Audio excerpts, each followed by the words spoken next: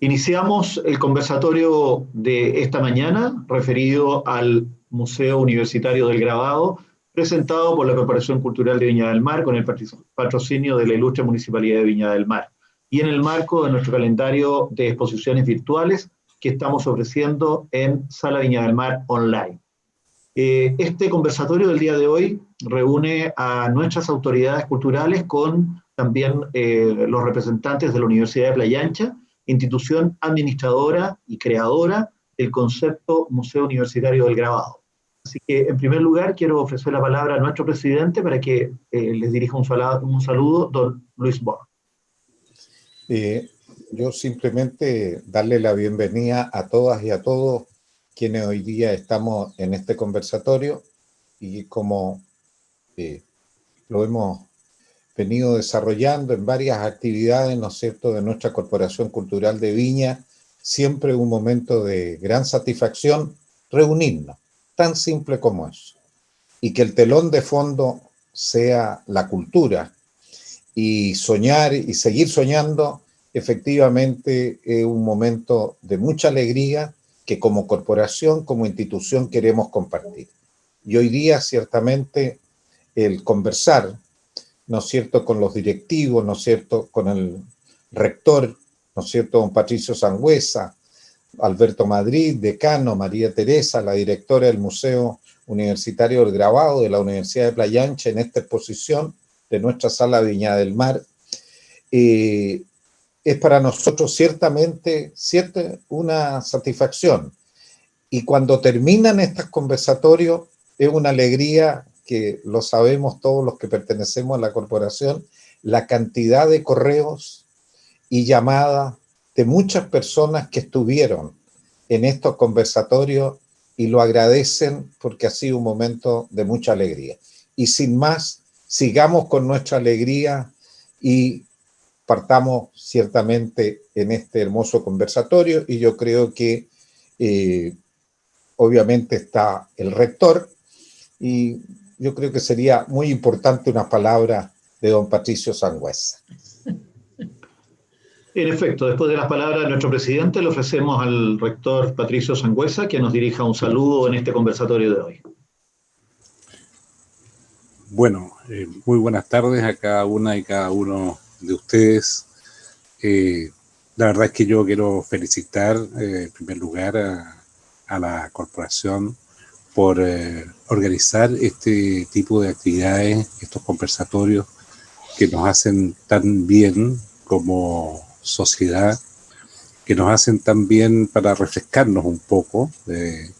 Creo yo, ¿no es cierto?, que la cultura hoy día está teniendo cada vez más un rol, diríamos, mucho mayor quizás que antes, por lo menos lo que consideraba parte de la sociedad. Este sentido, ¿no es cierto?, que le va dando la cultura, el arte, en fin, ¿no es cierto?, las expresiones de todo tipo, artísticas, que le van dando una dimensión diferente, refrescan el alma, pero una dimensión diferente a la existencia humana. Este sentido de pertenecer, este sentido de la identidad, que es parte, ¿no es cierto?, también del ser humano. El ser humano tiene que arraigarse, y al arraigarse tiene que sentir identidad. Las expresiones que nos muestra el arte, la creatividad, la innovación, ¿no es cierto?, una lectura que alguien hace de la vida y la expresa en una obra de arte que otros admiran, ¿ya? Yo creo que son partes tan esenciales del ser humano. Y saludar, por supuesto, ¿no es cierto?, a don Luis Borg, a Jorge Salomó, que han hecho tanto, y los socios de la corporación, por mantener viva la cultura en nuestra comunidad, en nuestra sociedad, en nuestra región, ¿ya? A María Teresa Devia, que es la directora, digamos, del Museo MU, que es el Museo Universitario del Grabado. Ya felicitar a Teresa y a Alberto Madrid, que es nuestro decano de la Facultad de Arte, por todo el empeño que le han puesto para que salgamos adelante, digamos, con este bello museo universitario del grabado, del cual estamos extraordinariamente orgullosos, y entiendo, ¿no es cierto?, que en esta alianza con la corporación estamos en una muestra, digamos, interesante, que nos recuerda también el patrimonio de nuestras ciudades, de Valparaíso, en fin, del puerto, y es una contribución que la universidad, a través del MOOC, quiere hacer a la ciudad. Hemos escuchado en ocasiones anteriores toda la historia del grabado, ¿ya?, y lo que significa el grabado. Finalmente, bueno, conocimos la exposición que hizo el doctor Alberto Madrid y también Jorge Martínez y otras personas que estuvimos presentes, digamos, en una inauguración virtual del museo. Saludar a Jimena Sánchez, que no la veía hace tanto tiempo. Jimenita, ¿cómo está? ¿Ya? Y qué bueno que se haya integrado. Y obviamente, ¿no es cierto?, como una universidad pública como la nuestra, tan ligada a los temas sociales, pero también tan humanista, tan comprometida con las ciencias sociales, ¿ya? Obviamente que es un motivo de orgullo poder contribuir y aportar a esta exposición que acoge, y este conversatorio fundamentalmente que acoge la Corporación Cultural. Así que muy bien, muchas gracias. Espero que hoy día nos sigamos alimentando el alma a través de este conversatorio. Muchas gracias. Muchas gracias, Patricio, por tus palabras como rector y como cabeza de este proyecto tan interesante y tan importante para la región. Quisiera quedarme con algunas de las palabras que Patricio nos sugirió para poder, de alguna manera, dar paso a lo que viene por delante, ¿no? Identidad, pertenencia, patrimonio, alianza, compromiso, aporte. Son ideas matrices de un museo que tiene mucha importancia y va a contribuir al desarrollo de nuestra región. Así que un poco a partir de estas ideas madres que han señalado quienes han hablado, quisiera abrir, a nombre, ¿no es cierto?, de nuestra corporación y del municipio, el debate, la conversación y las ideas sobre esta exposición y sobre lo que significa, ¿no es cierto?, el trabajo del museo.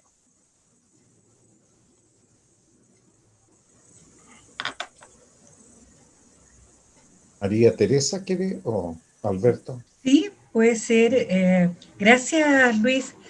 Mira, en realidad estas ideas fuerzas que ha manifestado el rector en su saludo no son menos importantes de mantenerlas, digamos, en el imaginario de lo que significan integrar las alianzas cuando se trata de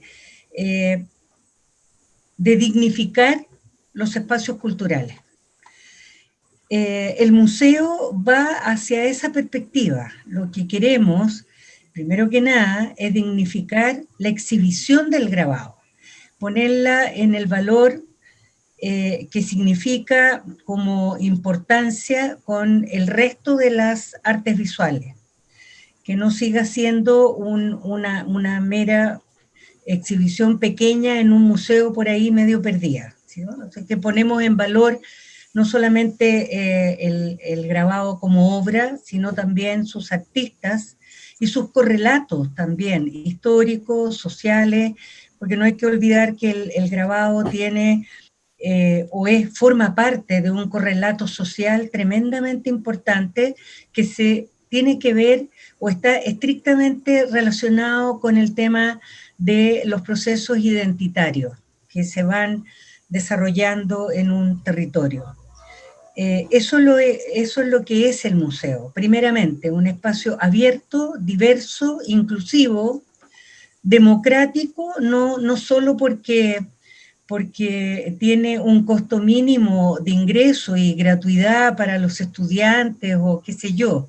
La democratización de la cultura no va por ahí, que no se cobre entrada en un museo o qué sé yo, ¿no?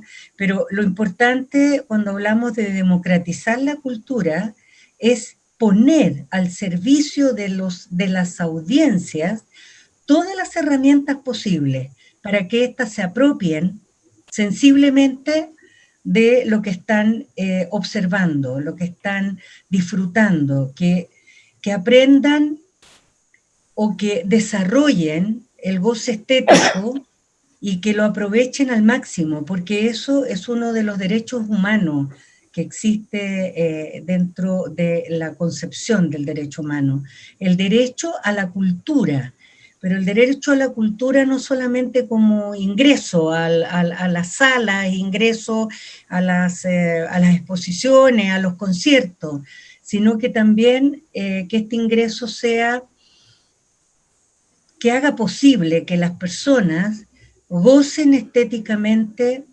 de estas manifestaciones, porque ahí es donde está la riqueza. Y con eso nos comprometemos como museo. Entonces creo que de la exposición, pienso que de la exposición mejor puede hablar Alberto, que es nuestro curador, y podría conversar, hilar un poco esta idea de cómo el museo se convierte en un espacio también de narrativas identitarias y de narrativas históricas a partir de la política curatorial que hemos asumido. Te doy la palabra, Alberto. Gracias. Estás en silencio. Hola, buenas tardes a todos, a todas. A los dueños de casa, Corporación Cultural Viña del Mar, Luis Bor, Jorge Salomó, a los otros dueños de la otra casa, al rector Patricio Sangüesa y a la directora María Teresa Devia. Me parece una excelente ocasión, además de los elementos que se han señalado, a efectos de dar un marco a esta conversación. Me parece interesante frente a esta nueva vivencia de la virtualización, tal como lo señalé la vez anterior. Esto prácticamente podríamos considerarlo una edición de grabado. Y en ese sentido me parece excelente oportunidad porque de algún modo tenemos los componentes de lo que tradicionalmente se entiende como un sistema de arte, ¿ya? Un sistema de arte lo componen los artistas, los espacios de formación, las instituciones de difusión, lo que tiene que ver también con las propias obras. Y a propósito, a quienes veo a uno de las personas en pantalla, también los coleccionistas.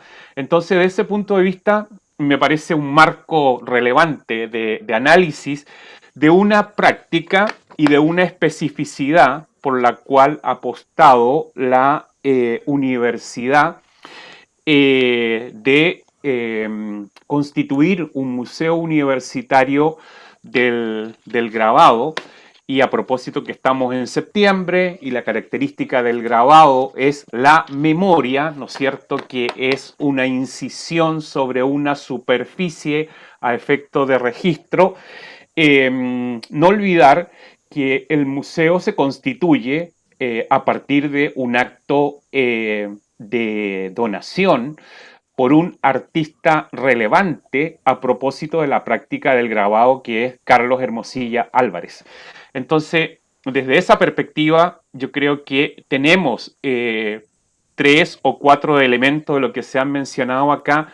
Primero, como una institución universitaria con las características que ha señalado el rector, se hace cargo de un patrimonio. Y para mí, lo más en medio de la adversidad, de la incertidumbre que hemos vivido en estos días, me parece sumamente relevante que hayamos materializado esta posibilidad. En otro texto que escribí por estos días, yo decía, Carlos Hermosilla tiene casa. Y eso me parece sumamente significativo.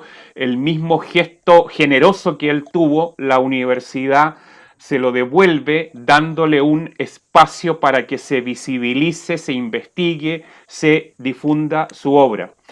Eso es, entre otras cosas, el patrimonio, es decir, el patrimonio no es una cosa inmóvil, monumentalizada, sino que tiene que ver precisamente con las prácticas cotidianas. Lo segundo, como ustedes saben, la característica, y siempre cuando uno habla del grabado, además de hablar de obras en específico, grabadores, está el concepto de taller. Eso es sumamente interesante porque aparece la dimensión colaborativa y precisamente un taller, y a propósito de lo que estamos nosotros, es un espacio de conversación, un espacio de transferencia, un espacio de aprendizaje. Y desde esa perspectiva, tal como ha señalado la directora, el museo tiene a la vez una práctica que podríamos decir de una matriz, ¿no es cierto?, que tiene que ver con el grabado, pero el grabado en la actualidad, acá tenemos también en pantalla a dos artistas locales, Cristian Carrillo, Roberto Acosta, como bien ellos saben, es un espacio fronterizo. No solamente hoy se entiende desde la prensa, el papel, sino que con otras significaciones. En resumen, dar esos elementos para consulta y en lo específico, el aporte, como señalaba el rector de la institución, la universidad en este caso, la exposición es haber seleccionado 20 piezas de las casi 9.000 obras que el museo tiene, con un correlato que es grabado del puerto, porque sería completamente distinto, que lo podríamos haber hecho, como puesto como título Grabadores del Puerto, que tendría una especificidad local identitaria. En este caso se apostó a precisamente usar para el caso de los grabadores la ciudad como un referente a representar, a interpretar, y desde ese punto de vista creo que, y con esto cierro, lo más importante también es que con esto estamos formando audiencia y en eso coincidimos y con esto, con lo que señalaban anteriormente Luis Borg, Jorge. Si el grabado es un taller, tiene que ser colaborativo. Y lo que debemos aprender precisamente de esta experiencia sanitaria, país que estamos viviendo, y que se ha olvidado, y vuelvo sobre septiembre con esa pasión, es precisamente que tenemos que pensar colectivamente, porque de ese modo nos hacemos más humanos. Eso como introducción.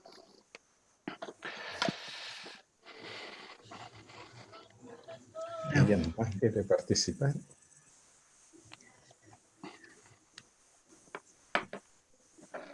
Se ofrece la palabra, está abierta. Cristian Carrillo quería decir algo.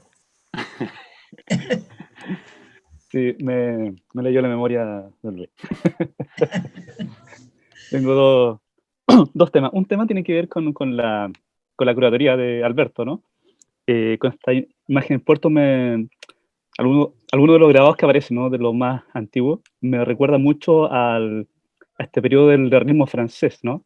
Realismo francés que toma como imagen, ¿cierto?, la ciudad tal cual, al hombre común y corriente por sobre otra figura más importante de la sociedad. Y esa mirada me gustó, esa mirada de un Valparaíso, ¿cierto?, real, ¿no? Tal cual es y tan empobrecido tal como está ahora, ¿no? Es decir, con esa mirada que es dura, pero es la realidad misma. No sé si por ahí hay alguna línea que apunta a eso, Alberto, y no sé aquí que me puede contestar esta pregunta que tiene que ver con un tema de derecho a autor. El 28 de agosto del año 70 se promulgó la ley de propiedad intelectual en Chile, en el gobierno de Frei Montalva, ¿no? Y se publica el año 70 en octubre. Estamos 50 años, ¿cierto?, de la promulgación y la publicación de la ley de propiedad intelectual. hace ya un tiempo está en carpeta, ¿cierto?, en la Comisión de Cultura, la ley Balmes, ¿cierto?, que introduce algunos cambios y algunas renovaciones a esta ley, ¿cierto?, de derecho de autor. En base a eso, ¿cierto?, hay términos internacionales sobre el tema de los derechos, ¿cierto?, que la Convención de Berna habla de 50 años, ¿no?, más o menos después de muerto el artista. Acá en Chile son 70 años, pero hay un tema que el derecho patrimonial, ¿cierto?, ese se puede autorizar, se puede trabajar, ¿cierto?, en conformidad con los artistas, pero está el derecho histórico, ¿no?, que la obra es parte de la familia, parte del artista, de quien suceda. Frente a eso, ¿cómo lo va a hacer el museo, ¿cierto?, con los artistas actuales, con el tema del pago de derecho de autor, por las obras, ¿cierto?, que se exhiben, o se van a exhibir, o se van a hacer algún tipo de libro, ¿cierto?, de promoción de esta. Si usted tiene las autorizaciones para esos efectos. Y de qué forma también podrían, de alguna forma, como institución pública, pagar también derecho de autor, como lo hacen todas las instituciones, municipios, que tienen que ver con la música, ¿no? No está Hugo Pirovich aquí, ¿cierto? Pero los músicos están muy bien organizados ahí en cuanto a los derechos de su autoría, al igual que el teatro, ¿no? No sé si hay alguna línea de trabajo por ese lado. Esas dos consultas. Gracias. Bueno, respecto de lo primero, yo coincido contigo en el sentido de, ciertamente, y como muchos de los que acá están participando, una de las características de la ciudad de Valparaíso, y por eso es la atracción que sigue ejerciendo al día de hoy, a pesar de muchas veces de su estado, producto de los últimos acontecimientos nacionales, es una de las ciudades más imaginadas. Piensen ustedes que esa imaginación, la otra vez lo mencionaba haciendo la cita a María Teresa, de cuando el primer texto que yo escribí sobre grabado fue en 1995, tenía por título La línea de la memoria, y partía precisamente con la cita del libro de Alonso de Ovalle, que es de 1646. Ahí ya Valparaíso, imagínense, está circulando como imagen, como imaginario, y como bien saben, la historia del arte chileno, la historia de la pintura específicamente, parte desde esa narrativa de la figura de los artistas extranjeros que llegan y, por cierto, luego, donde más se habrán percatado ustedes, también la presencia de Valparaíso en el cine. Es decir, Valparaíso históricamente es una ciudad de locaciones y en ese sentido también el grabado juega un papel fundamental. Y desde esa perspectiva, lo otro interesante es que acá no hay que pensar como una práctica que se quedó en el tiempo. El grabado en Valparaíso es fundante y es una actividad permanente. En este mismo espacio se ha comentado y en otro se está celebrando los 5 años de Casa Plan, que ha significado un aporte sumamente significativo para la práctica del grabado. Entonces, desde esa perspectiva, me parece sumamente relevante en esa colaboración, que haya un museo, que haya universidades donde se investiga, donde se forma, que haya un espacio para editar, para desde otra perspectiva también tener la experiencia de ese aprendizaje. Yo respecto de lo, podríamos decir, legal, administrativo, no me pronuncio en el sentido de que, inclusive a propósito de todo lo que señalaba Cristian, hay un trabajo que es sumamente interesante. Enrique Lin, el año 81, publica en una edición muy artesanal, que podríamos decir que es una edición de grabado, porque es un libro que él hace en base a fotocopias de sus textos y de quienes han escrito sobre él. Es una edición muy invisible porque se hicieron 200 ejemplares. Yo tuve la suerte de poder quedarme con una de ellas. Entonces, ahí me parece interesante cómo precisamente Enrique Lin relativiza el concepto de el derecho de autor. Entonces, yo me voy a quedar en la ficción y si alguien quiere contestarte lo legal, bienvenido. Porque, por cierto, la figura del autor en la actualidad se ha relativizado mucho y ya en ese sentido Lin fue muy... un antecedente muy anticipativo, estamos hablando del año 1981. Después empezaron a circular los textos de Michel Foucault, de Roland Barthes, entre otros, donde precisamente ponían en tensión esa categoría, ¿ya? Entonces, en el caso del museo específicamente, y desde la práctica del grabado, apostamos a ese sentido colectivo, colaborativo. Sí, me voy a permitir contestar la segunda pregunta de Cristian. No es menor el tema del derecho a autor en Chile, ¿no? En todas las áreas. Pero, sin embargo, fíjate, el Fondo de Arte nace con la donación de Carlos Hermosilla, que decide dejar su obra para que ésta sea visitada por las nuevas generaciones y se transforme en un espacio de reflexión y de nueva creación sobre lo que significaba el grabado, ¿no? Experimentación de técnicas, etc. La universidad asume este compromiso, que no era menor, porque lo voy a decir en muy buen chileno, de un porrazo nos llegaron más de 6.000 obras, que había que conservar, había que cuidar, había que catalogar, y fue un compromiso no menor de la universidad, con lo que eso significa. Por lo tanto, en las condiciones que llegó la obra de don Carlos, fue de que la universidad se comprometiera a investigarla, a conservarla y a difundirla.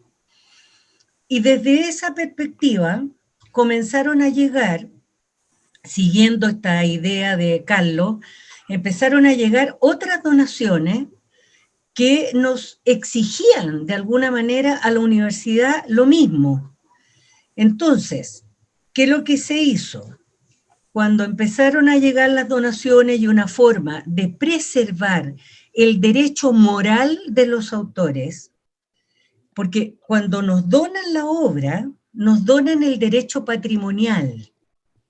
O sea, la universidad, a través de un acta de donación que luego pasa por la junta directiva y la universidad lo acepta, nos obliga a conservar, a investigar y a difundir esa obra. Para difundirla tenemos el derecho de uso de imagen, que nunca se va a mal utilizar, no lo vamos a poner ni en tazones, ni en poleras, ni en ninguna de estas cosas que suele suceder de repente, ¿no? Sino que el derecho de la imagen está resguardado por esta acta de donación, en que los artistas nos firman este compromiso. O sea, le entregamos la obra a la universidad y la universidad se compromete con estas tres áreas. Para difundirla necesitamos exponerla, necesitamos hacer los catálogos de las exposiciones, publicaciones especializadas donde se va a utilizar este tipo de imagen, o se va a usar la imagen, ¿no? También podríamos hacer transferencias de imágenes, me refiero, como tenemos una sala inclusiva para ciegos, tenemos que transferir la obra a un formato distinto. Para eso, los artistas que están todavía vigentes nos pueden firmar una declaración jurada que están dispuestos a que nosotros podamos transferir esa obra a un formato que no sea la estampa, digamos, ¿no? No la vamos a reproducir, pero sí la vamos a transferir a otro tipo para que los no videntes o los ciegos lo puedan leer. Entonces creo que con lo que significa el compromiso de conservar en condiciones top en este minuto, ¿no es cierto?, en el museo, porque tiene un sistema de conservación del más alto estándar, la catalogación de las obras, que no es menor también, mantener un catálogo que esté actualizado, que tiene estándares internacionales de catalogación también, y con lo que va a significar la difusión de la obra de los artistas, no podríamos tener fondos disponibles como para pagar derechos de autor por la exhibición. O sea, el artista que nos dona las obras, nos dona bajo esas condiciones.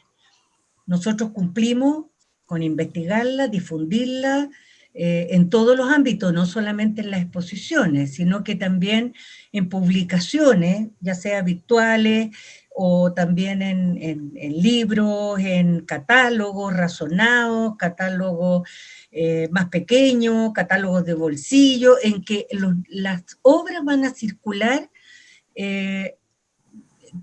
Queremos hacerlo lo más ampliamente posible, pero no podríamos pagar el derecho a autor. Ese es el tema, pero nosotros no quedamos con los derechos morales o los derechos históricos, como tú los llamas, sino que solo nos quedamos con los derechos patrimoniales. No sé si te respondo y a lo mejor Luis o el mismo rector podrían también ayudarnos en eso. Yo quiero completar que tiene que ver solamente con, afortunadamente, lo digo porque soy de esa tendencia del derecho, yo tengo una mirada finalista, ¿no es cierto? Y no estructuralista, ¿no es cierto? Que es muy propio de la formación además en el derecho, en el caso concreto nosotros que somos muy romanistas para aquello, y en este tema específicamente durante mucho tiempo digamos, la doctrina que estaba detrás de la propiedad intelectual, del derecho de autor, en ese concepto, era el de la propiedad privada. Y tal como dice María Teresa, en el caso específico de las donaciones al Museo del Grabado de la Universidad de Playa Ancha, efectivamente es la voluntad del testador, del que entrega la obra, el que pone una condición, ¿no es cierto? Y como muy bien ya lo he expresado. Hoy día, afortunadamente, y debo decir que hace como 8 años, en la UNESCO se discutió obviamente, en una asamblea internacional, este tema, porque a la larga, y es un poco también lo que planteó Alberto en su planteamiento ahora, y que todos los artistas lo tienen, cuando el artista crea, obviamente es él es el creador, ¿no es cierto? Y lo que él crea, cualquiera que sea su expresión en el arte, ¿no es cierto?, está él, obviamente.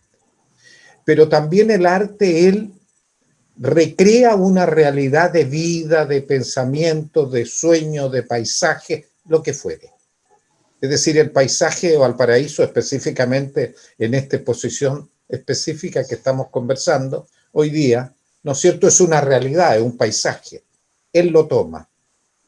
¿Y ese paisaje a quién le pertenece? Entonces, la pregunta es, ¿aquí estamos solo en la mirada de la propiedad privada? ¿Es mi bien, es mi patrimonio? ¿O trasciende? Obviamente hoy día, y yo creo que muy pronto van a haber modificaciones también en la estructura jurídica en nuestro país. Afortunadamente se avanza hacia la mirada finalista del derecho. Y hoy día, efectivamente, el derecho de propiedad, como lo conocemos como un absoluto, tiene algunos límites. No solamente el bien común, sino que tiene otro límite que es la creación.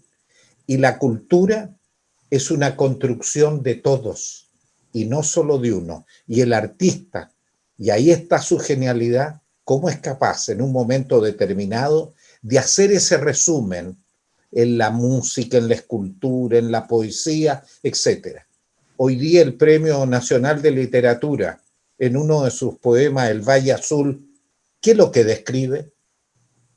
Un paisaje de niño que él lo vivió y él lo convierte en una poesía. ¿No es así? De tal manera que hoy día, afortunadamente, caminamos desde el punto de vista, obviamente, de las modificaciones y transformaciones desde el punto de vista del derecho. Efectivamente, creo que en el buen camino, y en el caso específico del Museo Grabado, efectivamente cumple a cabalidad la voluntad del testador, que es lo que han hecho las donaciones a la Universidad de Playa Ancha y a su museo. Sí, perdón, a mí me gustaría hacer una salvedad también, que las donaciones de los artistas están hechas al Fondo de las Artes. O sea, los artistas donaron su obra a la Universidad de Playa Ancha. Y ese es el patrimonio que la universidad ha incrementado, ha cuidado, y el museo es el camino lógico que tenía que ser, porque no podíamos seguir guardando esas obras y no cumpliendo con lo que habíamos acordado con los artistas, que en algún momento, y cumpliendo el sueño de Carlos Hermosilla, ¿no? Que me gusta mucho lo que dijo Alberto, Carlos tiene su casa, o sea, ahora Carlos tiene casa en Valparaíso. Esa imagen es maravillosa porque la casa tiene que ver con este espacio, este continente que acoge un sentir, acoge diferentes expresiones, acoge una forma de habitar, ¿no? Un espacio determinado, que va a ser el museo. Por lo tanto, lo que hace el fondo es crear esta casa para todos. Y por eso que el museo se transforma en el espacio permanente de exhibición del Fondo de las Artes. Eso lo digo para que los artistas que han donado obras a la universidad no sientan de que van a quedar las obras como ahora en el museo, que se pasan para allá, para acá. No, el Fondo de las Artes sigue siendo el repositorio, el archivo, ¿no? de estas donaciones, pero el museo se transforma en el espacio permanente de estas colecciones que ahora tienen una casa, porque antes estaban solo en el archivo, y ahora este archivo tiene ventanas, tiene salas, tiene puertas, tiene miradas a diferentes partes de la ciudad, y la gente lo puede mirar también de diferentes maneras y con un acceso mucho más diverso y mucho más amplio de lo que pudimos hacer como Fondo de las Artes, en que gracias a la contribución de nuestros colaboradores como la Sala Viña del Mar, la Pinacoteca de Concepción, la Casa Azul de Punta Arenas, etcétera, podíamos un poco itinerar con las pocas obras que nos permitía esta itinerancia. Entonces el museo se crea como una necesidad del Fondo de las Artes de poder difundir la obra. Perdona, agregar solamente respecto del tema del derecho de autor, que hay muy poca jurisprudencia en Chile sobre el tema, para este caso específico. Entonces, pero sin embargo hay jurisprudencia en donde lo que se ha distinguido, como aquí se ha dicho, son los derechos patrimoniales, y por lo tanto, por ejemplo, en un legado, los derechos patrimoniales pasan, ¿no es cierto?, a quien adquiere ese legado, esos derechos. Pero lo que no se pierde nunca es los derechos morales. Eso no se pierde nunca. Y por lo tanto, eso le pone límites al uso, digamos, de esa obra de arte. Y esos límites tienen que ver con la obra misma, digamos, ¿eh? O sea, toda distorsión que se haga de la obra, o mal uso finalmente que se afecta a esos derechos morales. Y por lo tanto, ahí puede producirse un conflicto. Pero, Cristian, si usted requiere más información sobre, creo, las pocas sentencias que hay sobre este tema en Chile, le podemos proporcionar esa información, porque cuando se trató este caso, no había experiencia y no había jurisprudencia. Y el tribunal por primera vez resolvía una situación de conflicto a propósito de estos derechos de autor, los derechos patrimoniales, los derechos morales, y lo que dice Teresa, el uso de la imagen, cómo se usa la imagen. Fíjese toda la transformación que puede venir de aquí, ¿no es cierto?, a otro tipo de transferencias de obras de arte, que puede ser de distinto tipo, artesanías, otras cosas. Pero en fin, eso también tiene que ver con lo que acabo de señalar. Así que si usted quiere, yo le voy a pasar el teléfono de un colega, digamos, que se ha preocupado del tema de estos derechos. Gracias. Sí, no, gracias por la respuesta. Lo que sí que son temas que a mí me interesan mucho, que tienen que ver también con lo que pasa en Valparaíso, en Santiago, con las galerías privadas, ¿no? También con los artistas, donde de pronto, ¿cierto?, se pasa ya todos estos derechos patrimoniales, ¿no? Y incluso en algunos casos el derecho moral, ¿no? O sea, ahí se juega con la cesión del derecho también.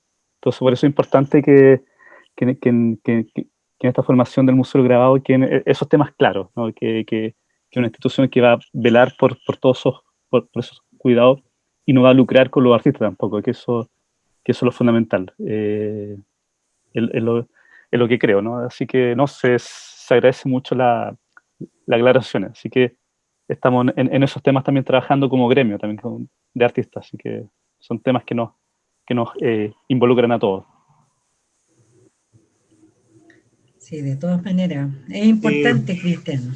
Sí, yo quisiera aportar un poco a lo que estamos conversando en algunos aspectos que creo que es importante separar.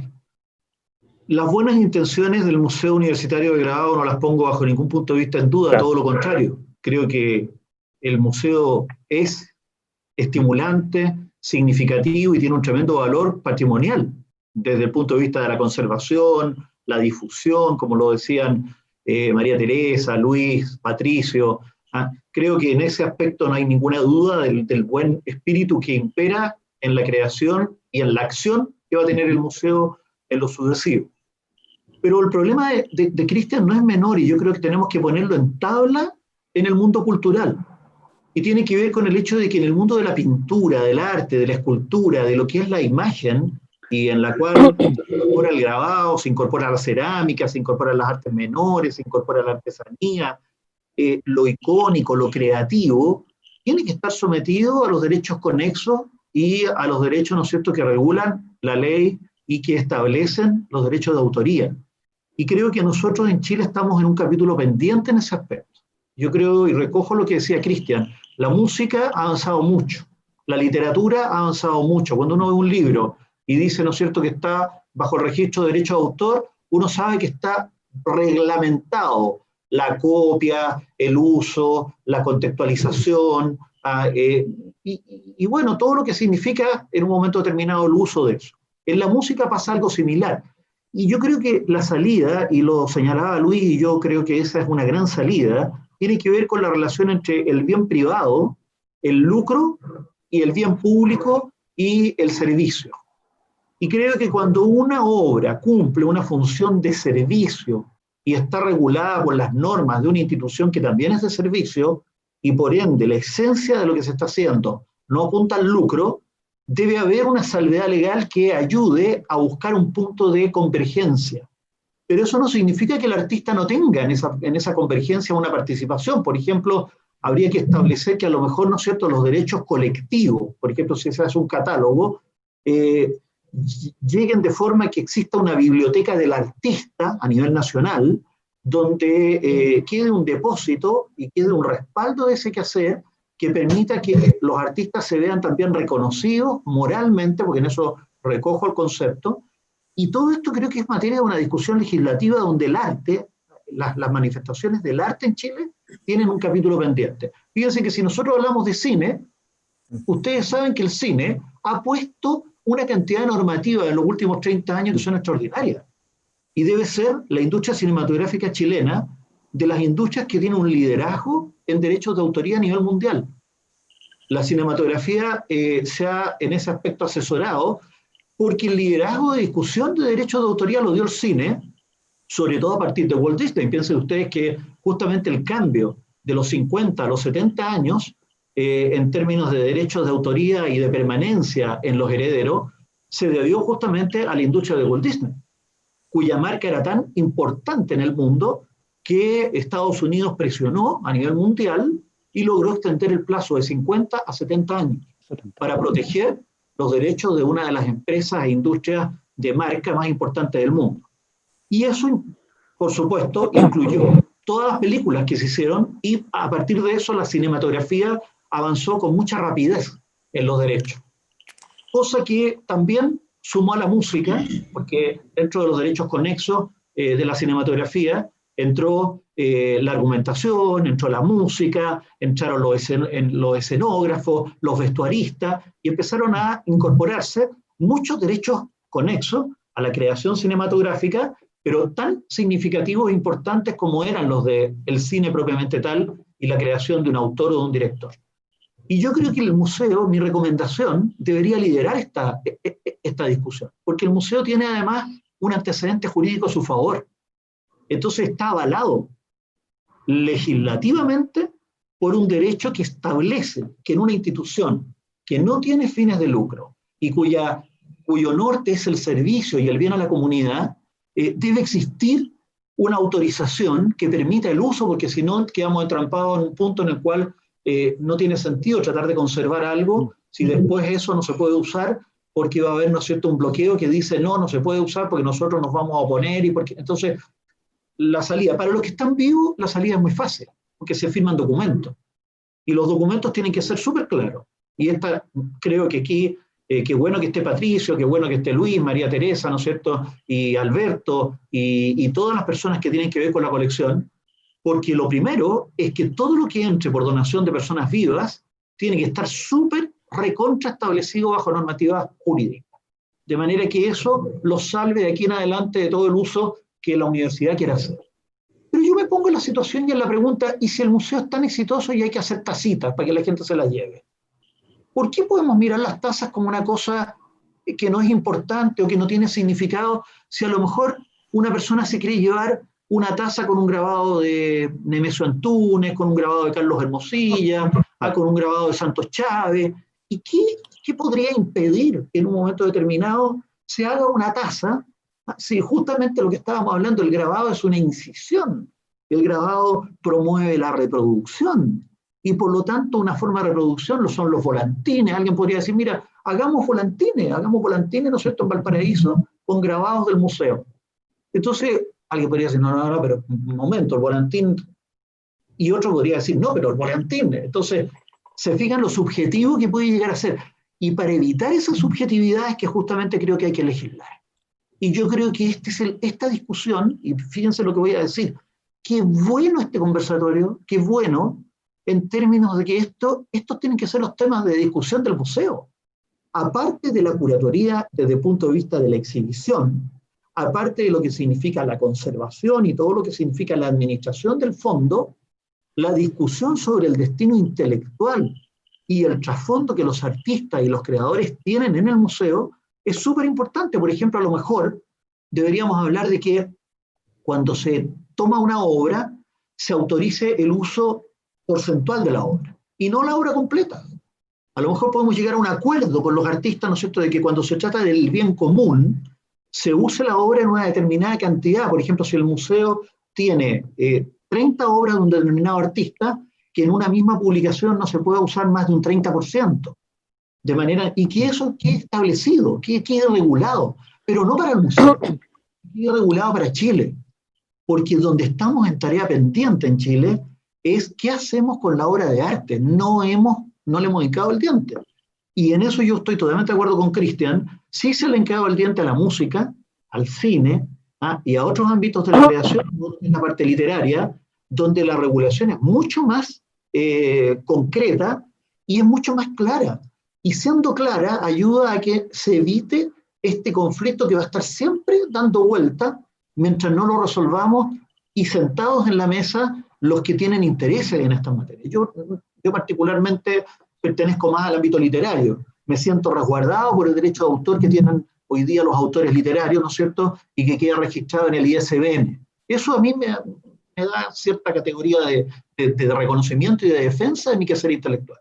Pero siento que los pintores, los escultores, los grabadores, no tienen ese refugio jurídico, que no es un refugio jurídico para el Museo Universitario del Grabado, es un refugio jurídico para su creación en todo su conjunto. Y vuelvo a recomendar, y creo que el museo aquí tiene una tarea de liderazgo que puede ser tremendamente significativa, y Valparaíso en esto ha dado pautas con la creación de instituciones, piensen ustedes los bomberos, la televisión, instituciones educacionales, las universidades.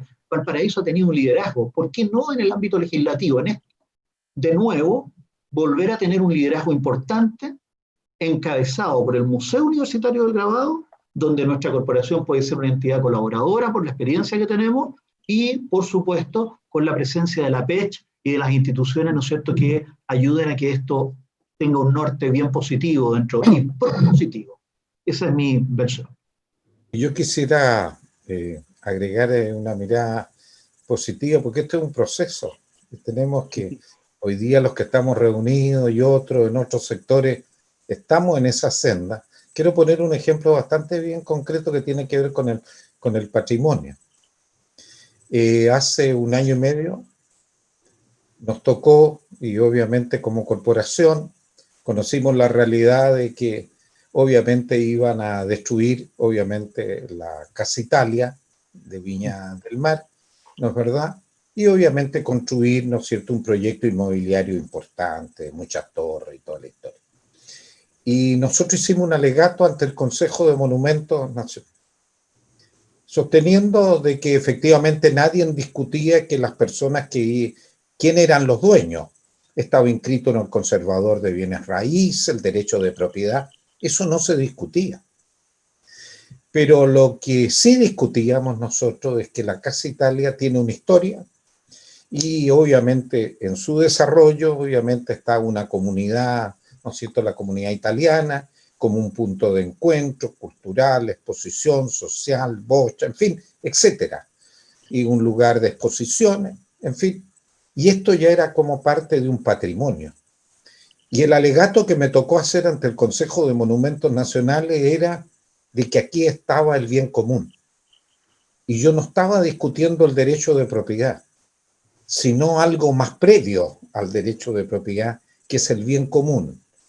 Y debo decir que por la unanimidad del Consejo de Monumentos se aprobó el alegato y que efectivamente la Casa Italia era un patrimonio y la defensa era el bien común, que ha causado un montón de cosas, pero ya hay un antecedente y hay varios otros antecedentes en otras áreas de los derechos, en fin, etcétera, y por lo tanto creo que esta exposición, además de recrearnos con un paisaje, con este encuentro patrimonial, ¿no es cierto?, que es el paisaje porteño, debo decir, también nos sirve para ir uniendo estas energías y seguir caminando.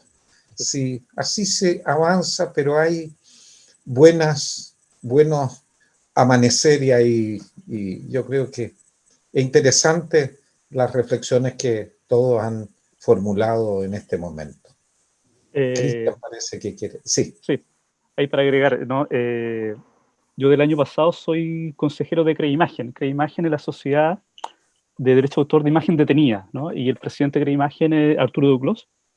Dentro del consejo está Jaime Cruz, ¿cierto?, que es un gran grabador. Está Alex Cheliu, que es presidente nacional de la PECH. Dentro de los socios está Ben Mayor, Bororo, ¿cierto? Está Jorge Brandmayer, también fotógrafo, ¿cierto? Muy, muy, muy interesante. Y estos son temas que se están discutiendo ya hace tiempo. Creimagen es parte de la CISAC. La CISAC es la Sociedad de Derecho de Autor de América Latina y el Caribe, ¿no? Y se están discutiendo muchos temas. Por ejemplo, un ejemplo muy interesante que tiene que ver con el tema de la imagen detenida, ¿no?, con el derecho de autor. En Alemania, la empresa Canon, ¿cierto?, esta de fotografía, paga un derecho de uso de imagen, ¿no?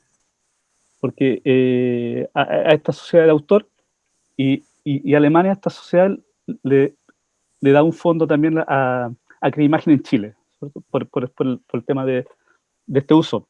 Y esto tiene que ver porque con las cámaras Canon, ¿no? Con este sistema de cámara, todo el mundo saca fotos, ¿cierto? Saca fotos, y como no se puede perseguir a cada persona que está sacando fotos por distintos lados, ¿cierto? Estas empresas pagan un derecho, ¿cierto? Y lo están pagando también las empresas de teléfono, estas grandes también, a nivel mundial, por esos mismos temas, ¿no? Para guardar esta idea.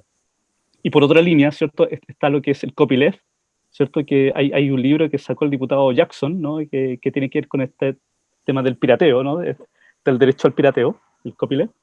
Pero lo paradójico es que Jojo Jackson su libro lo vende, ¿no? Lo tiene a la venta, entonces no lo regala, no lo copia, ¿no? Si está a la venta. Pero son esos temas que tienen que ver también con las galerías, más que nada con los espacios comerciales también, la grande galería donde en el fondo exponen los artistas y finalmente los artistas no reciben ni un peso, tienen que invertir mucho en las muestras y finalmente ganan estos galeristas. Es por eso, ¿cierto?, que de pronto han habido temas, por ejemplo, donde artistas que han pedido, familias, ¿cierto?, artistas muy famosos en Chile que han pedido que se les pague el derecho, ¿cierto?, por la exhibición de la obra. Esta grande galería lo que han hecho es sacar la obra de exhibición para no pagar. Y no estamos hablando, ¿cierto?, de gran cantidad de dinero, sino que hay una tabla, ¿cierto?, que existe en Creimagen donde está un poco el tarifario por el cantidad de imagen, uso de imagen y todo eso está establecido. Y no son millones, sino que son plata justa por un pago, ¿no? Más que nada eso. Así que se agradece un poco la acogida del tema, ¿no? En este punto. Alberto. Yo creo que lo que se está reflexionando y un poco retomando algo que señaló Luis anteriormente, es cómo la cultura como paisaje y el propio concepto de paisaje se ha complejizado. Es decir, yo partí en algún momento antes señalando que teníamos en pantalla todos los elementos de un sistema de arte. Y efectivamente, si nosotros, y acá devuelvo por otro lado, muchos de los aquí presentes, no, muchos no, algunos de los aquí presentes conocieron a Carlos Hermosilla, y lo característico de Carlos Hermosilla cuando uno escucha relato de sus discípulos era la generosidad que él tenía y cómo también un tiempo se fascinó con la fotocopia.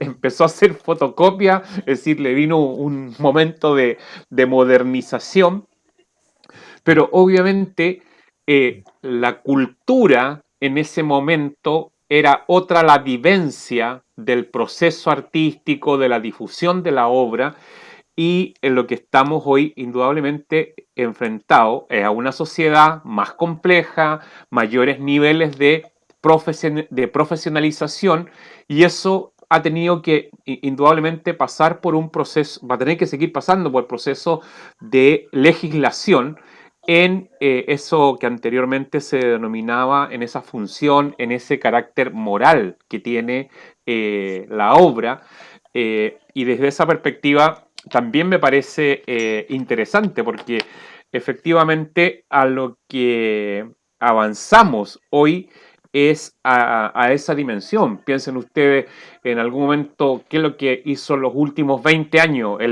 30, 40 años el Estado. Primero creó un fondo nacional, ¿no es cierto?, el Fondar, para producción de obra. Pero en un momento determinado descubrió que esa obra no se tenía conocimiento de ella, y empezó los programas de formación de audiencia. Luego teníamos obra, audiencia, y nos dimos cuenta que nos estábamos quedando solamente en el país. ¿Cuál fue la nueva obsesión? La internacionalización del arte chileno. Entonces, se abre un fondo específico para que la obra circule internacionalmente, invitación a curadores y, en el último tiempo, desde el punto de vista patrimonial, vino toda la pulsión de los archivos. ¿Ah? Hay que tener archivos para que las obras se estudien, se documenten. Resumen, es decir, como se decía anteriormente, yo creo que es un importante tema a tener presente y a reflexionar sobre él. Y la reflexión muchas veces es producto de la misma necesidad que van generándose a partir de cómo los objetos culturales circulan. El rector había pedido la palabra, ¿sí? No, pero yo le voy a hacer la palabra a Jimena Sánchez, que la había pedido primero. Así que, Jimenita, adelante. Estás sin micrófono. Ya, ahí sí, ¿cierto? Ahí sí. Sí. Sí. Ahí sí. Voy a ser bien específica. Primero, muchos y muchas de Acer- ustedes se preguntarán, ¿me Acércate un escuchan ahí? poquito. Sí, Sí. se preguntarán qué es lo que hace aquí una socióloga con su herencia del neopositivismo lógico, empírica, investigadora cuantitativa, en este escenario tan especial. La verdad es que, estimado rector, yo estoy trabajando ahora con María Teresa Devia en temas de activos culturales y ella me está convirtiendo. Estoy en proceso de conversión.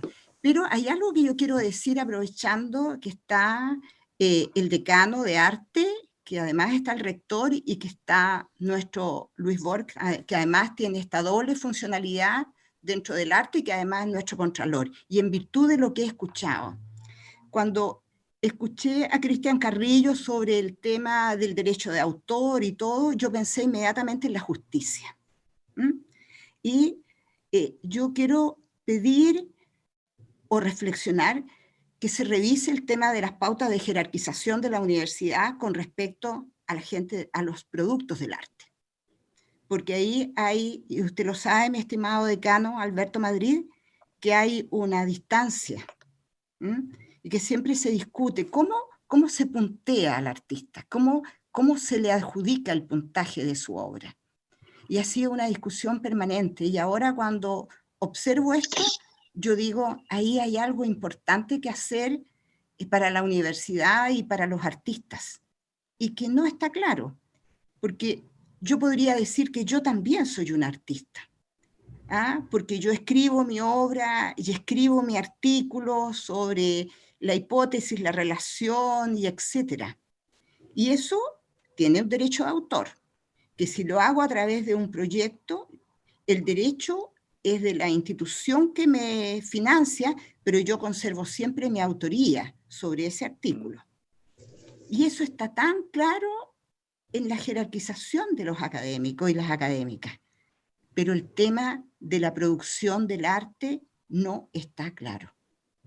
Entonces, aquí hay un punto que no solamente tiene que ver con esta discusión del museo. Aquí yo, como los sociólogos y las sociólogas somos medias metiches, veo que acá hay lo que podríamos llamar desde la perspectiva de la sociología, una función latente que me ha surgido a mí de la discusión. La función manifiesta es lo que ha planteado Cristian Carrillo en la discusión acá con Luis, con el rector, con Alberto, tan clara y tan lógica para mí respecto al derecho del autor y cómo esto de la cesión del derecho estoy aprendiendo, soy un aprendiz. Yo reconozco que esto lo más entretenido que tiene es lo que dijo Alberto, un espacio de aprendizaje para el ignorante, y yo soy ignorante en este tema. Pero creo que además se me ha abierto un poco la luz de que acá se debe trabajar en los contextos de la universidad, voy a llevarlo a la universidad, sobre cómo se jerarquiza y se valora la creación, porque es algo en lo cual, y lo digo porque yo participé mucho en eso, se está en deuda. Y quiero aprovechar de dejarlo planteado, porque con lo que ustedes dijeron, a mí se me abrió la claridad del valor de la obra, que en general quienes trabajamos y escribimos en revistas Index Cuartil somos como medio egoístas, y me reconozco egoísta, para mirar ese otro espacio que es diferente, que tiene otra condición y que además no está legitimado de manera real, total y como corresponde en el contexto de las instituciones universitarias. Eso es lo que quería decir.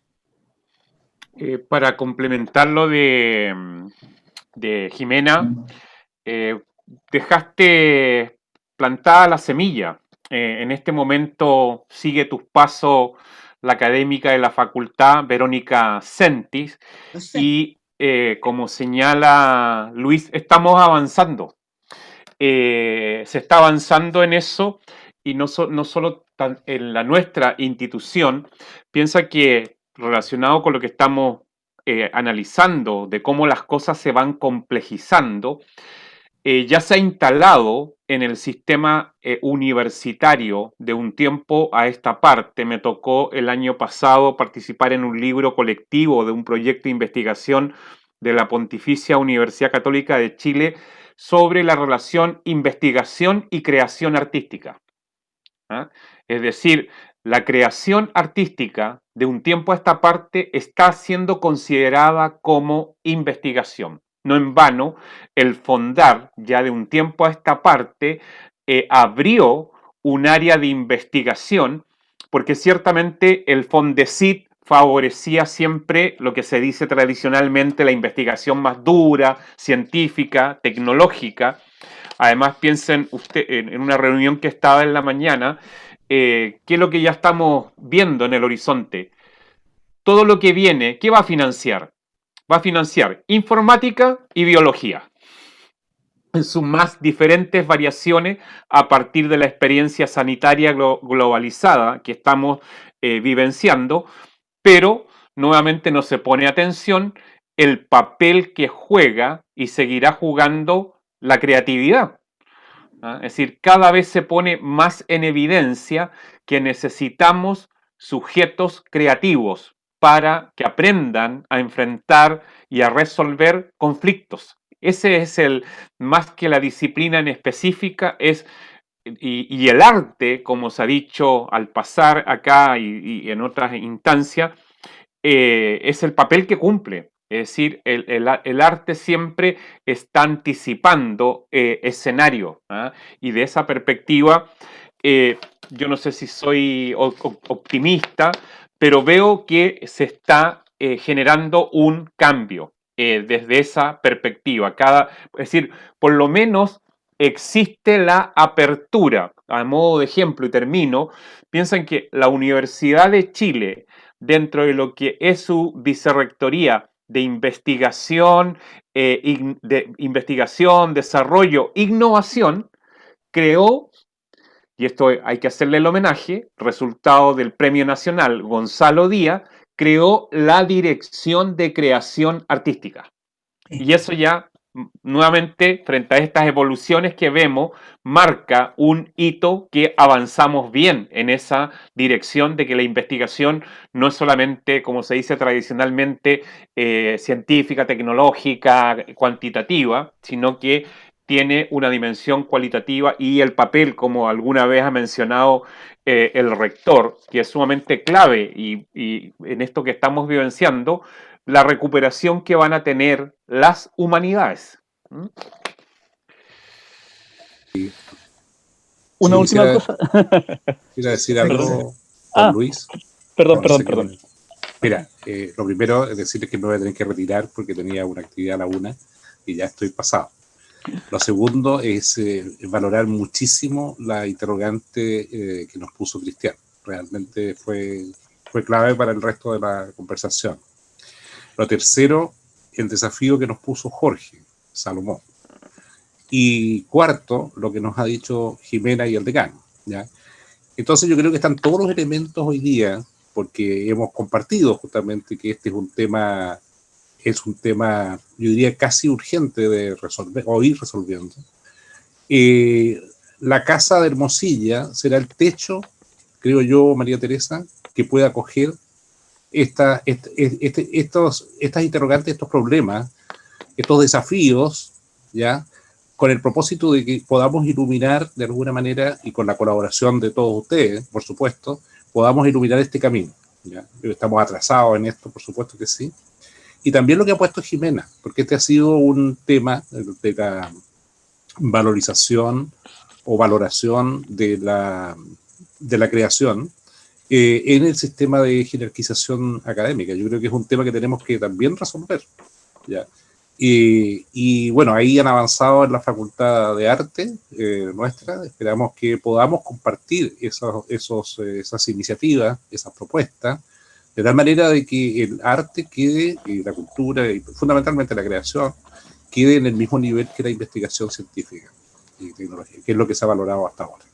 Así que los y las felicito. Yo me voy a tener que ir porque me están esperando en otra reunión, pero felicito esta actividad que yo creo que fue tremendamente, o ha sido tremendamente positiva. Ustedes podrán continuar. Así que les deseo lo mejor. Que estén muy bien. Gracias. Chao. Gracias. Chao.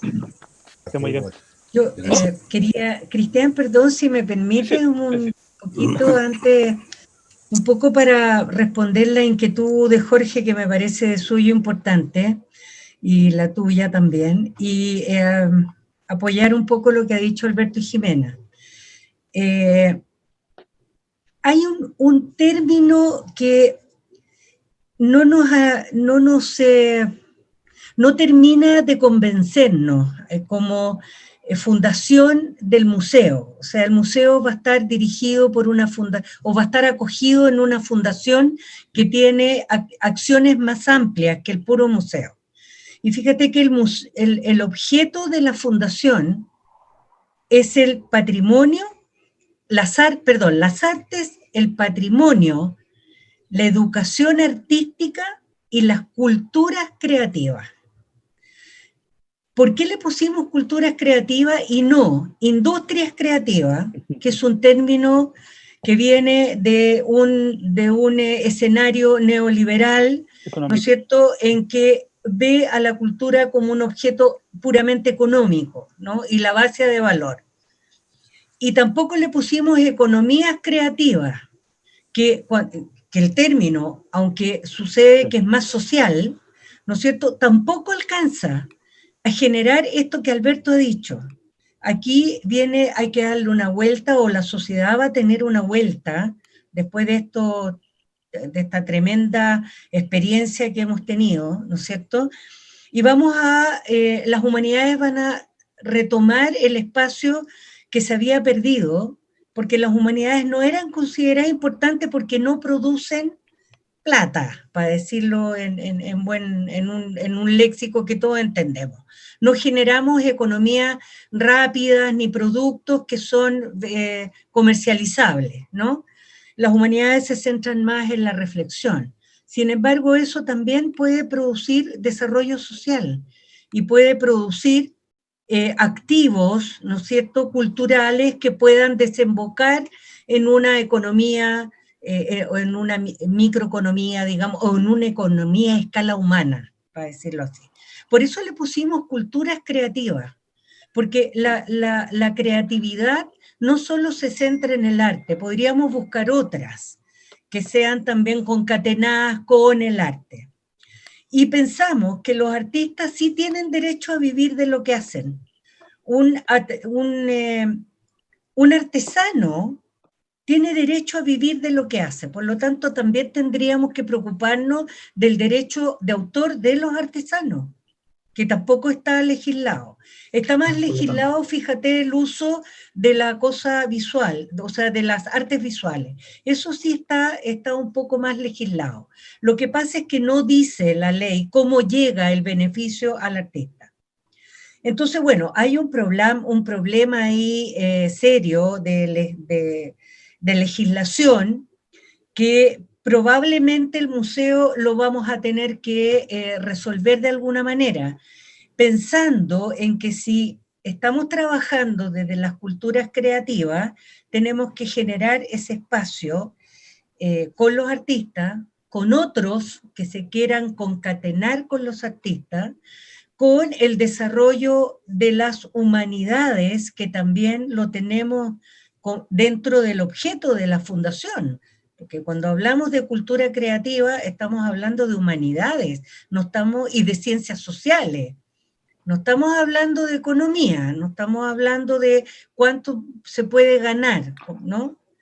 Entonces, yo creo que la fundación es un tremendo espacio que abrimos a la discusión y que abrimos a la reflexión para asumir estos temas, no solamente desde el museo, sino de todo el abanico que se nos abre para otro tipo de estudios que se van a generar desde la fundación, ¿no?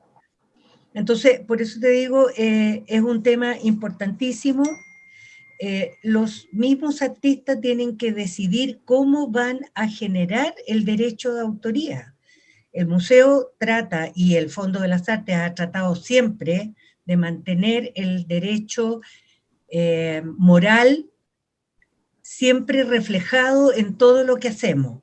Nunca una obra del Fondo de las Artes va a ser exhibida o va a ser utilizada su imagen si no va con todos los créditos que corresponden al autor. Y de esa manera estamos protegiendo el derecho moral. Pero no sé cómo podríamos generar este beneficio económico que el museo tampoco lo tiene, porque el museo es una institución sin fines de lucro, ¿no?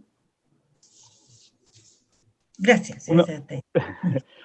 Un poco ahí sumando lo que dice María Teresa, claro, la idea es que en términos de derecho esto quede como bien claro, ¿no? Entonces después el artista puede decidir si es que quiere ceder los derechos, ¿cierto?, a una institución como sin fines de lucro, ¿no? Ahí está la obra, ustedes la conservan, bien, con total libertad. Pero si hay otra institución, ¿cierto?, que tiene un fin de lucro, ganancia, es decir, yo no lo voy a ceder los derechos, no. Entonces ahí yo tengo la libertad de elegir esa acción, ¿cierto? Como también con los municipios, por ejemplo, los municipios pagan obras de teatro, pagan conciertos musicales, y a los artistas visuales no le pagan nada. Es decir, el artista expone, tiene que pagar un flete para llevar su obra, tiene que colocar para la inauguración, todas las cosas, y nada. Pero si hay un municipio que tiene pocos recursos, ¿cierto? Y a mí me piden un taller en alguna población, en algún sector, ¿cierto? Yo voy y lo hago, ¿cierto? Y cobro nada, es decir, no cobro nada. Pero si hay un lugar donde pueden pagar, ¿cierto? Y hay un presupuesto establecido, es decir, por favor, pague lo que corresponde, ¿no? Pero sí que el artista tenga esa libertad, esa acción.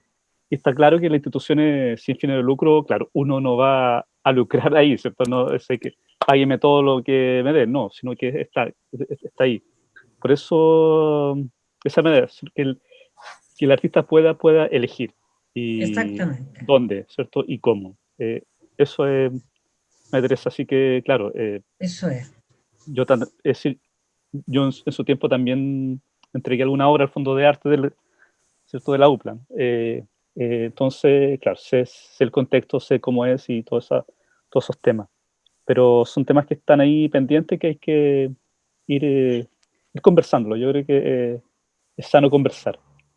Ya sé bien. Obvio. Sí. Sí, hola. Quería saludar, soy Eulogio Rojas. Saludo a don Luis Borg, a nuestro rector que ya se ha retirado, a mi buen amigo Jorge Salomó, a mi buen amigo Alberto Madrid, a mi buena amiga María Teresa Devia. Son todos amigos y qué bueno y qué grato esta conversación que se ha dado en torno a esta exposición que ha organizado el Museo Universitario del Grabado de la Universidad de Playa Ancha, de la que yo también soy parte, y junto a la Corporación Cultural de Viña del Mar, de la que también me considero parte. Sí.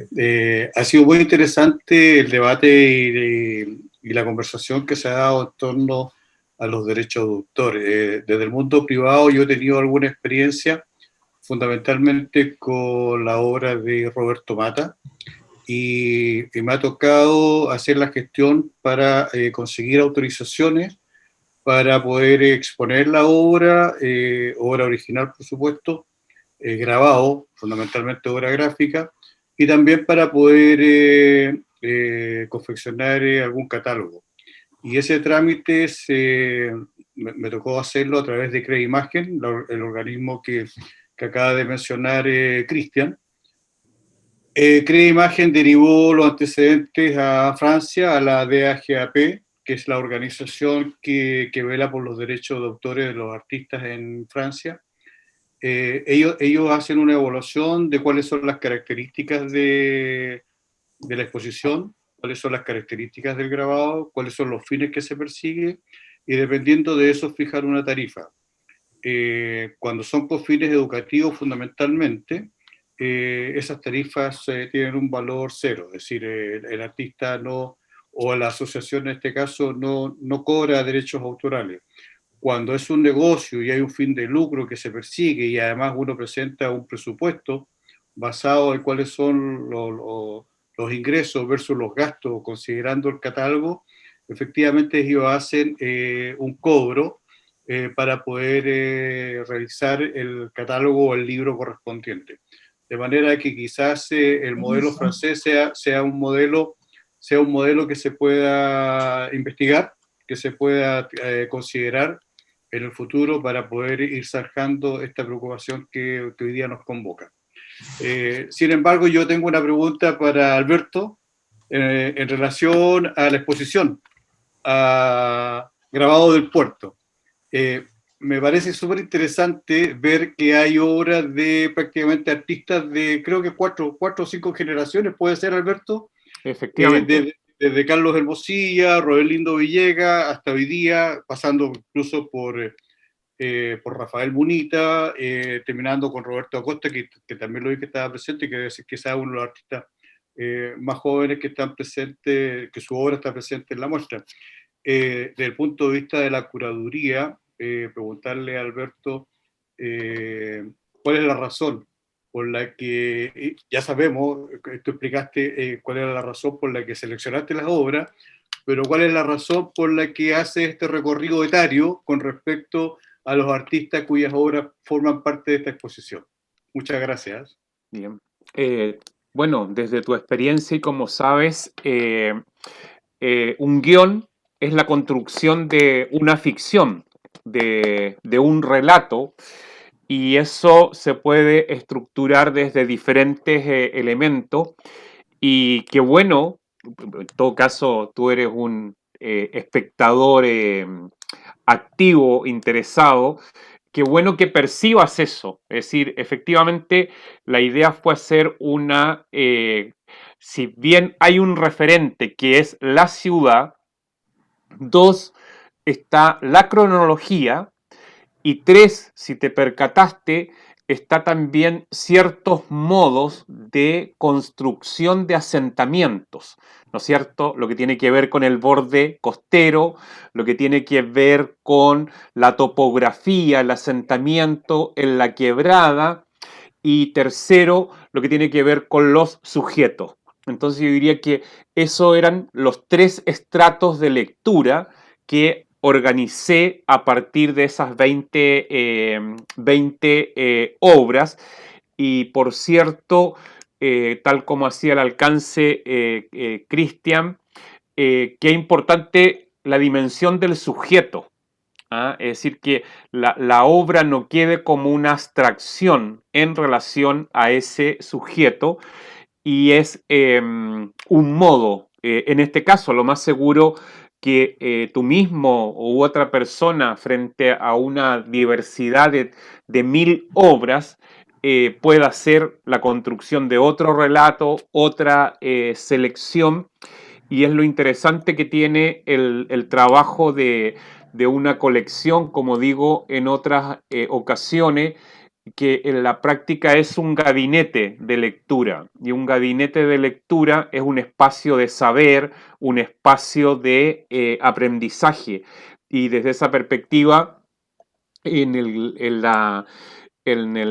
museo, tal como se ha resaltado el rol del fondo, también en el fondo tenemos investigadoras, investigadores que contribuyen a esa colaboración el centro de documentación, la persona que hace el proceso de catalogación, que tiene toda la digitalización, etcétera. Entonces, puntualmente en este caso, era dentro de esa posibilidad de una edición de 20 obras, construir la posibilidad de un relato, y lo hice sobre los 3 elementos que anteriormente te señalé.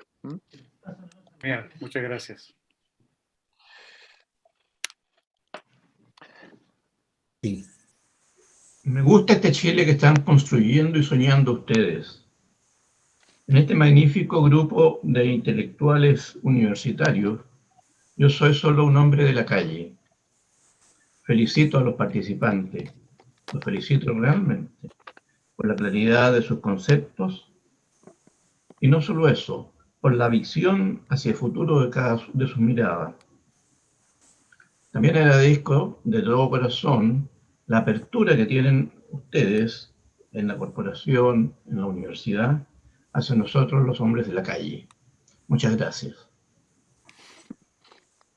Eso es construir audiencia y fortalecerlas. Gracias, Miguel, gracias. Muchas gracias. Muchas gracias. Bien, creo que Luis nos va a dirigir algunas palabras como para cerrar desde la perspectiva corporativa. No sé si María Teresa quiere agregar algo también para ir cerrando el conversatorio de esta mañana. Luis. Yo solamente quiero decir, más allá de agradecer la presencia y la participación de cada uno de ustedes, además, cercanía, sociedad, esa es la realidad. Además de que nos vamos con hartas tareas pendientes. Y creo que ha sido una excelente oportunidad para construir esa relación y efectivamente en algún momento discutirla con otros y con otros y hacer realidad muchos de los comentarios, apreciaciones y efectivamente asumir que también somos parte de ese cambio y hay que hacerlo. De tal manera, muchas gracias a todos y cada uno de ustedes.